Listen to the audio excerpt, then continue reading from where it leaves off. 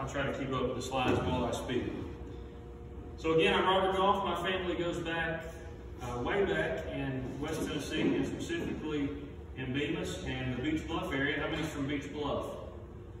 All right, good deal. That's where I grew up, on a family farm, but my ancestors go back on a couple of different sides of the family into the Bemis area.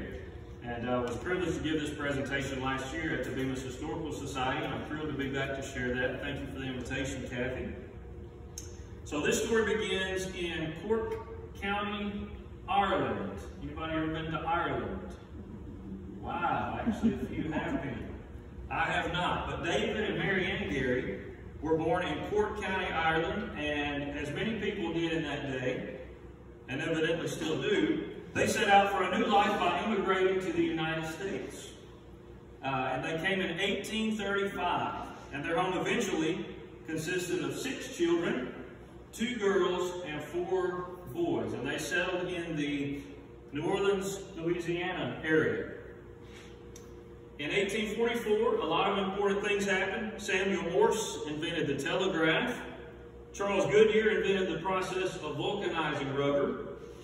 Tennessee's own James K. Polk was elected president, and child number 5 was born into the Garey household. Bartley was born on Christmas Day, 1844, in Gretna, Jefferson Parish, near New Orleans, Louisiana. So both David and Mary Ann died in 1852 and 1853 from the yellow fever. And at the time of their death, the 4 oldest children were old enough to care for themselves, at least by 19th century standards. They were probably young teenagers. But the youngest 2 was Bartley and his brother William. They were 8 years old and 5 years old.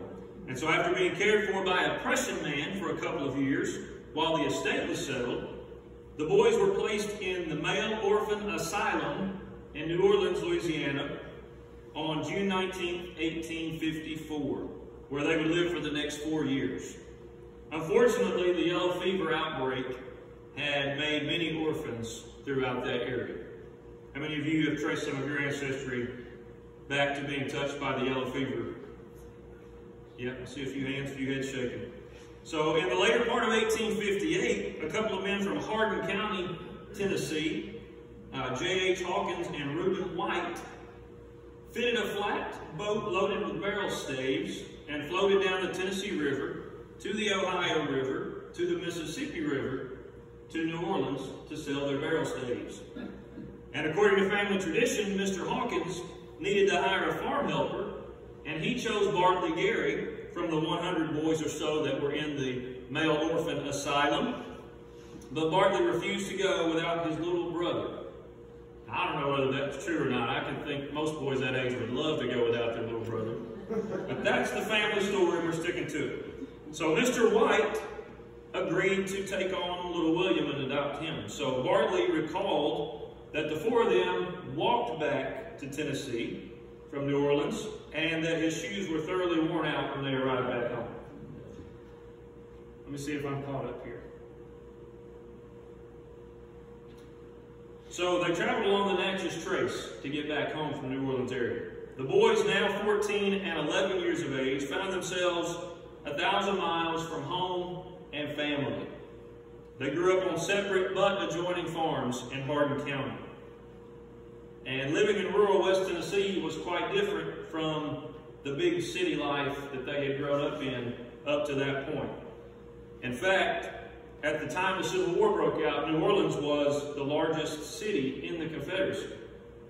So we don't think about that these days, it being larger than in Atlanta or some cities in Texas. But at that time, New Orleans was the largest city in the South.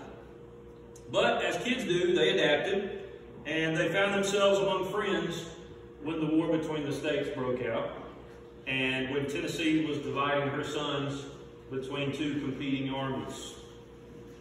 Rumor has it that Bartley was out working in the fields when the Union recruiters came by and convinced him to join up. So, according to military records, he joined for duty, enrolled September 18, 1862 at Bethel, Tennessee, joined the 1st Regiment, West Tennessee Cavalry at 18 years old. And in Bolivar is where he was mustered a couple months later in November of 1863. So he became a private in the 6th Tennessee Cavalry, Company C. One of Bartley's brothers, and of course we all know the Civil War to be the iconic brother against brother struggle. Well, as I mentioned, Bartley and William had brothers in New Orleans, which naturally they joined the Confederacy. And one of those brothers, David Garey, served also in the cavalry in a Jefferson Mounted Guards Company, which ironically served as headquarters for the Army of the Tennessee. So one of the boys was fighting for the Army of Tennessee for the Union, and his brother was fighting for the Army of Tennessee for the South.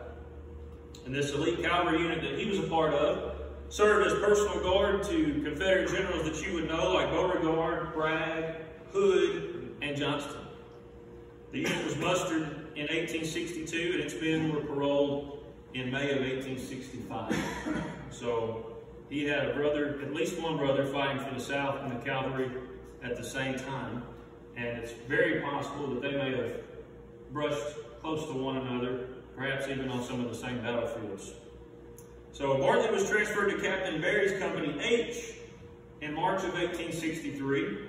Some records I found said in February, so somewhere between February and March, he joined Captain Barry's Company H. Some sources say that he was wounded in Vicksburg, probably in May of 1863. Let me get caught up here. He was promoted to corporal by order of Captain Barry on July 1st of 1863. But in March of 1864, he was reported missing in action near Bolivar, Tennessee, due to being captured. So on the Union records, he was MIA, but the Southern records show him becoming a resident of a place called Camp Sumter, which you probably know more familiarly as Andersonville Prison. How many have been there? I know Mr. Joel has. 1, 2, 3, yep, 4. Several have been to Andersonville. So just a few tidbits about Andersonville, which became Bartley's home for the next little while. Little history on that. By the winter of 1863 and 1864, the Confederacy was near the last of its resources and manpower. Knowing this, Union General Grant refused to continue the prisoner exchange program that had been in agreement through most of the war. So this action cut down on the number of Confederates that Grant's army would have to face in the coming campaign, but unfortunately it also meant death to a great number of Union prisoners that were not able to be exchanged and go back to the North.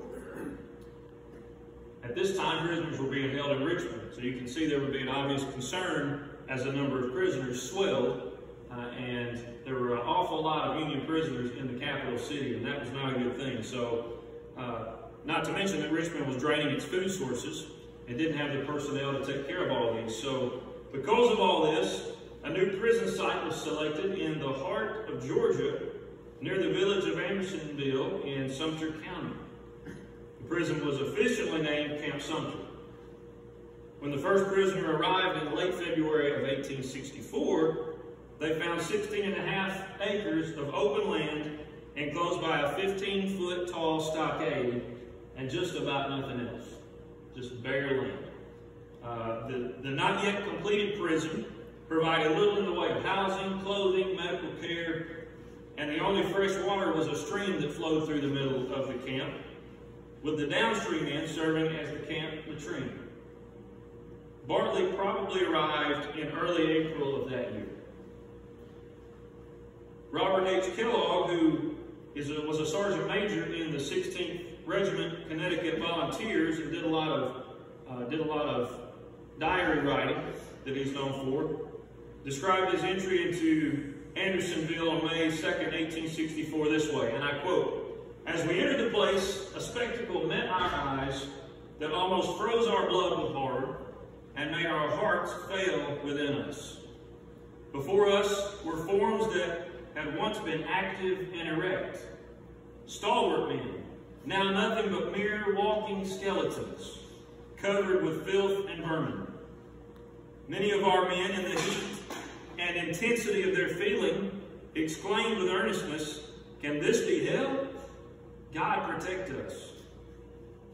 And all thought that he alone could bring them out alive from so terrible a place. In the center of the whole camp was a swamp, occupying about 3 or 4 acres of the narrow limits, and part of this marshy place had been used by the prisoners as a sink. An excrement covered the ground, the scent arising from which was suffocating. The ground allotted to our 90 was near the edge of this plague spot, and how we were to live through the warm summer weather in the midst of such fearful surroundings was more than we cared to think of just then." End quote. So that's a first-hand account of the kind of conditions that Union soldiers met when they entered into the Andersonville prison. During the next few months, there's a picture of Andersonville. During the next few months, 400 more prisoners arrived each day. And in June, the prison was expanded to 26 acres. By then, there were 26,000 men enclosed in an area intended to hold 10,000. By August, the prison contained more than 32,000 Union prisoners. Had the prison camp been a city, and this gives you a little bit of perspective on the numbers, if the prison camp had been a city, it would be the 5th largest in the Confederacy. That's how many Union soldiers were housed in that 26 acres. Conditions at Andersonville were worse than at any other prison during the Civil War, north or south. The Georgia heat, along with disease, filth, exposure, and lack of adequate medical care, took a fearful toll. Richmond sent a doctor to investigate conditions at the camp. He reported having vomited twice and contracted influenza during the single hour that he toured the prison grounds. Didn't wear a mask. Didn't wear a mask. In September of 1864, General Sherman's Union Army captured Atlanta and brought its cavalry within reach of Andersonville. So the Confederacy relocated surviving prisoners to other camps, and Andersonville continued to operate as a smaller prison for the rest of the war. But the summer had taken its terrible toll by this time, and of the 45,000 Union soldiers that had been confined at Camp Sumter, 13,000 had died.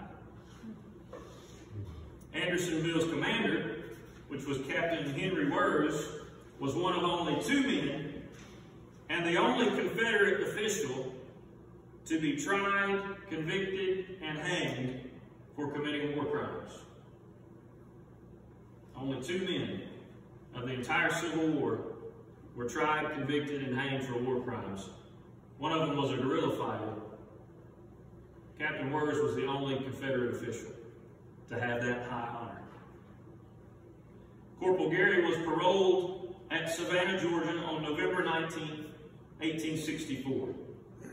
He had been present at Andersonville to see the head count rise from just over 7,000 to over 31,500 and then back down. He had been present to see a death count of around 100 men per day. He had also been present for an unusual event for a POW camp, and that was the trial and execution of a band of renegade inmates known as the Raiders. And what I mean by that is the inmates of the prison held a trial and convicted other inmates of the prison because they would raid when new officers would come in that had, coats and shoes and buttons and rare things like that. They would beat them up or kill them and take those articles from them among the inmates. So he would have been witness to a trial and execution. The commander actually let them try and execute these men, fellow inmates, for being the Raiders. So, I don't know, has anybody here seen the movie about Andersonville? Several years old now, but it kind of portrays that story of all of that. Pretty remarkable. And the Raiders aren't buried with the rest of the prisoners who died. They didn't get that honor. They're buried separately. Incredible. So Corporal Gaerey was admitted to Hospital Division in Annapolis, Maryland on November 22, 25th of 1864. He was reported sick and in the hospital on the December 1864 muster roll, but was reported present for the January and February 1865 muster roll. He was furloughed on December 22nd, 1864 for 30 days. He got his birthday off, and was reported at Camp Chase in Columbus, Ohio, January 29th, 1865. Mustered out of his military service in July of 1865 in Pulaski, Tennessee. So Bartley returned home a celebrated war hero, although his health and body, obviously, would never be the same. According to an affidavit that he submitted for his military pension, he had contracted scurvy, disease of heart, liver, spleen, rheumatism, and throat problems as a result of exposure in Andersonville. That was probably the short list. Class action. A letter of testimony from one of his neighbors attested to his condition by stating that his health was broken down when he returned from the war, that he was in, quote, wretched physical condition and looked like a wreck. That's an affidavit one of his neighbors signed for him to send in his request for military pension. For his troubles, however, he was awarded, according to the local newspaper, with a $6 monthly pension.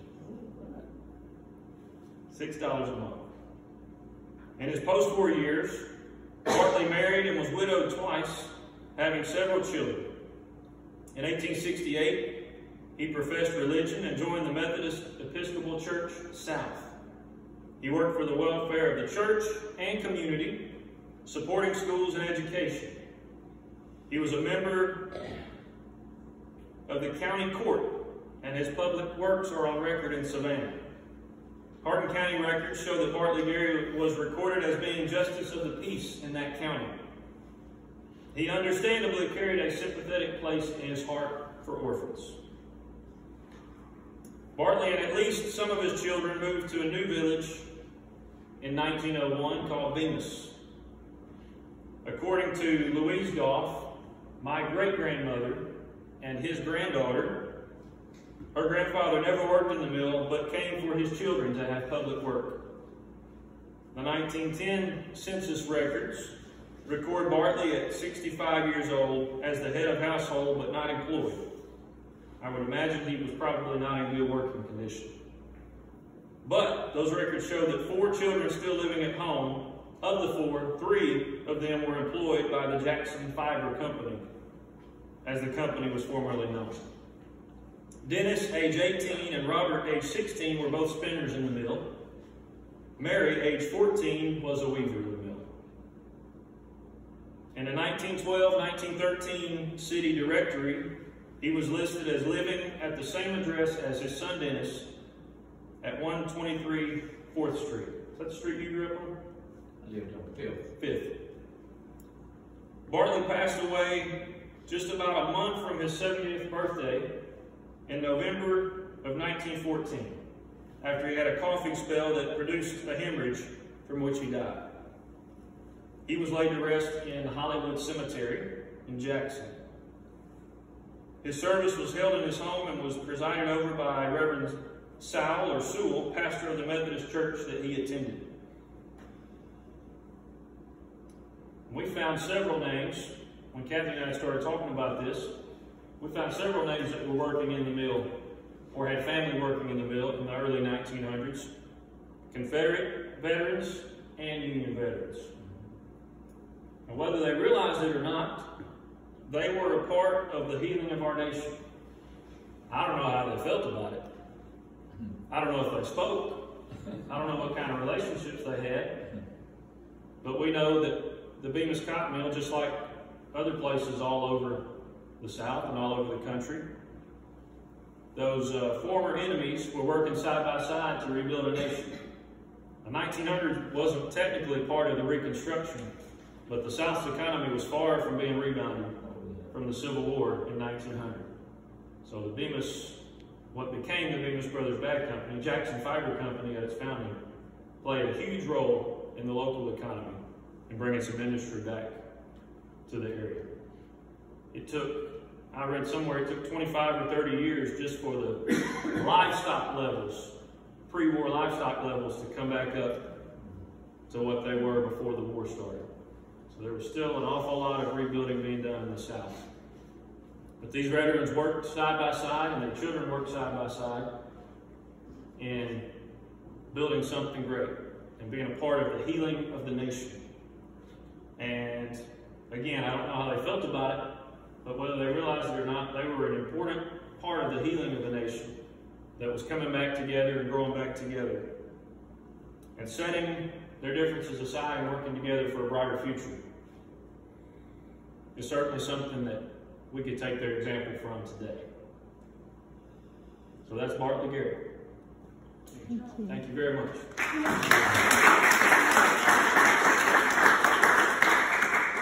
I do, and I was obviously not coordinated enough to keep this slideshow going for y'all while I spoke.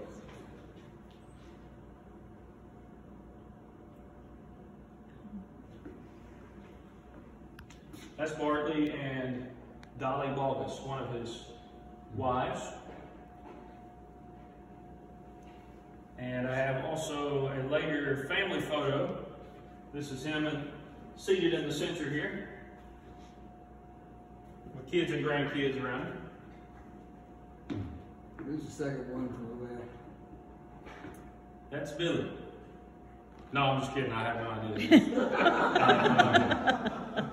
The only one I know for sure is Bartley. That's not Bemis.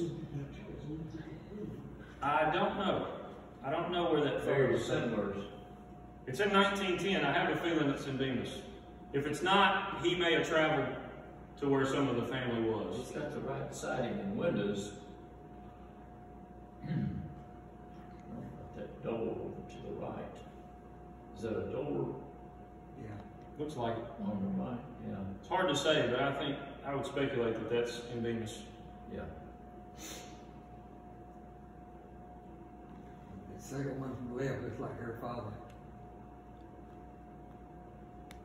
Robert, you have a relative here. I don't know if you realize that. Which one? Bartley is my granddad. Awesome. Well, you probably should have given this. I bet you know a lot more than I do.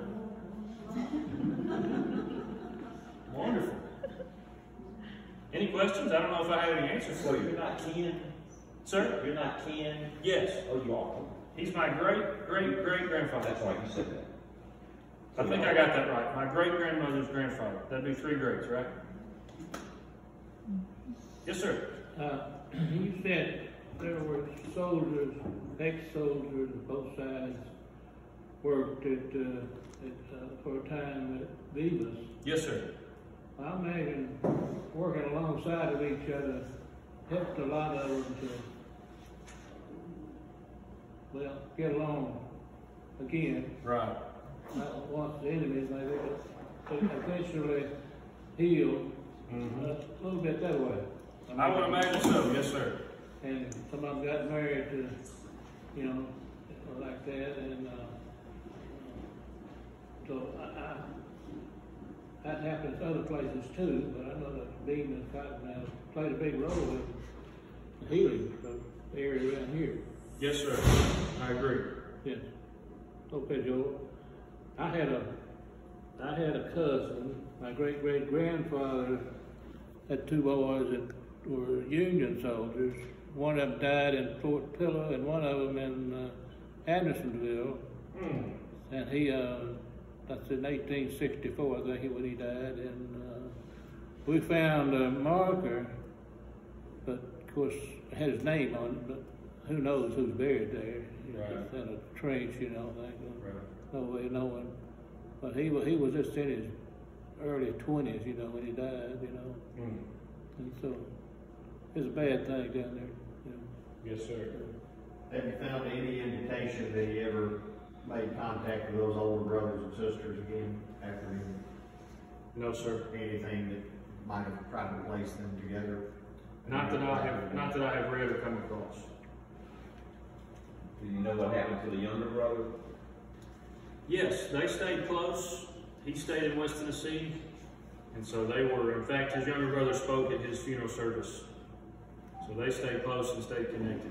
I think he stayed in Hardin County, in the area that he grew up. I could be mistaken about that, but I think he stayed in that area. Now, Bemis Company, or Jackson Fiber at the time, sent recruiters out all over West Tennessee. This is something Joel had told me about. So they probably went to Hardin County, or either someone connected in Hardin County was recruited. That's probably how the family came to leave Hardin County and go to Bemis to work in this new, what was it, 70,000 spindle or whatever it was when it was built. He might have had a skill that they needed, or he might have been good with his hands. Right. Or what did he do? Well, he didn't work there, but he went there for some of his older children to work. Oh, that's right. So he was never actually employed. That's right, yeah. Maybe his kids were talented. Right. Yeah. Right. Or maybe it was just hard to find work. Yeah. Other than, sharecropping at the time. And so this big new mill, promised a paycheck and just a lot of things that a lot of people in rural West Tennessee didn't have. Paycheck every Wednesday. All right. How was the power there, the steam or something? They didn't have electricity. Right, it was steam power, wasn't it? Oh, yeah, yeah. But off the Cane Creek. Mm-hmm. I had a grandfather in the field from the 6th Cavalry, John Lee. Really? Union. Okay. He in Anderson County. I don't know whether Bobby Mooney wrote a book, he put it there like he was a kid, was divorced his first wife and married my great grandmother. We got a pension, so you said it was $6. The one Bartley Garey got was $6. And it sounded like he went through a lot of trouble to get it. He had to get affidavits from neighbors and family about the condition that he was in, and was finally awarded a $6 a month pension. Wow. Any other questions? I found one relative way back there that had a pension of $82 a year. So it didn't go very far. Mm-hmm. Then my great-great-grandmother was, she's living in Lauderdale County, west of here, if you don't know. But she got a pension of goods, like flour, meal, sugar, bacon, stuff like that, from the county court. They awarded her that in her later years after her husband died. Wow. That's pretty neat, I thought. Mm-hmm. I got a copy of it, of what they gave her, Just that one time that I know of. I don't know if we gave her anything else or not, So. That's interesting. All right. Kathy? Thank you very much, Robert. We appreciate it.